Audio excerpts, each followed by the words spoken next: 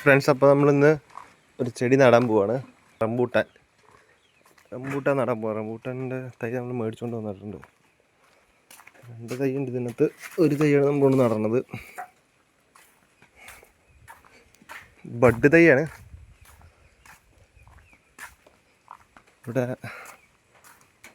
എവിടെയാണ് നടണേ? ഇവിടെയാണ് നമ്മൾ കൊണ്ട് നടണത്.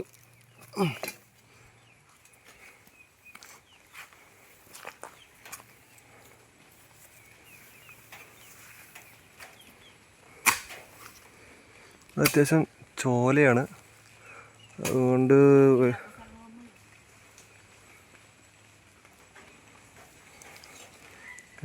വീട് കണ്ടോ. ഇപ്പോൾ ചെറിയൊരു മഴ കഴിഞ്ഞ് നിൽക്കുക. കൈസർ കിടക്കുന്നത്. കൈസർ,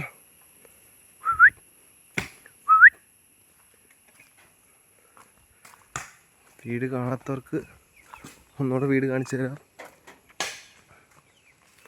ഇതാണ് കൈസ് വീട്.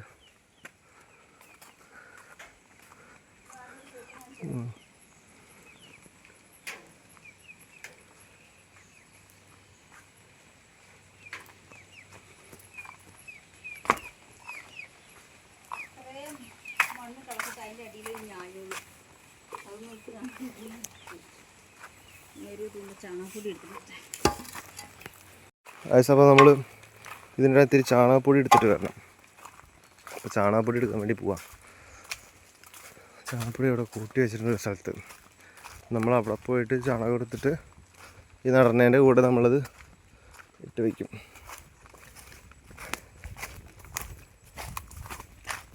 ഈ കറുത്ത് കിടക്കുന്നതാണ് ചാണകപ്പൊടി. ഇത് ചാണകപ്പൊടിയാണ്. അവിടെ നിന്ന് എടുത്തിട്ട് നമ്മൾ നടനവിടെ കൊണ്ട് ഇടും.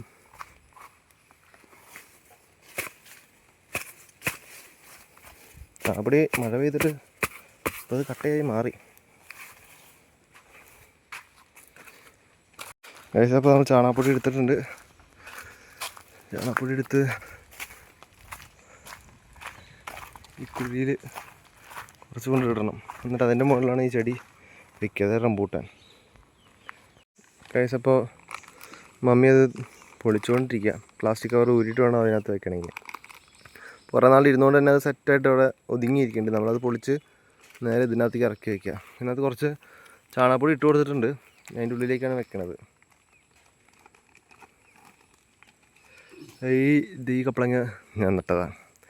ഞാൻ അവിടെ കപ്പളങ്ങ കണ്ടാലും പറിച്ചുകൊണ്ടൊന്ന് നടും. ഇത്ര മതിയോ? ഓ, വലിയ ജാതിവിള.